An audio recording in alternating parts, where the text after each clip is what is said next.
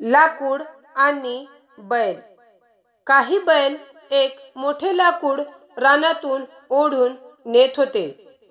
बैलाचा तो कृतज्ञपणा पाहून त्या लाकडास मोठा राग आला. ते म्हणाले, "अरे, मी जेव्हा रानात उभे होतो तेव्हा माझा पाला मी तुम्हास खाऊ घातला होता आणि माझ्या छायेत बसून तुम्ही सुखाने झोप घेत होता. पण ते सगळे विसरून मला या दगडमातीतून तुम्ही आता ओढून नेत आहात. तेव्हा तुमच्या या वर्तनास मी काय म्हणावे?" बैलांनी उत्तर दिले, "आम्ही हे काम खुशीने करीत नाही. आमच्याकडून ते जबरदस्तीने करून घेतले जात आहे. हे जर लक्षात घेशील तर तू आम्हास दोष देणार नाहीस."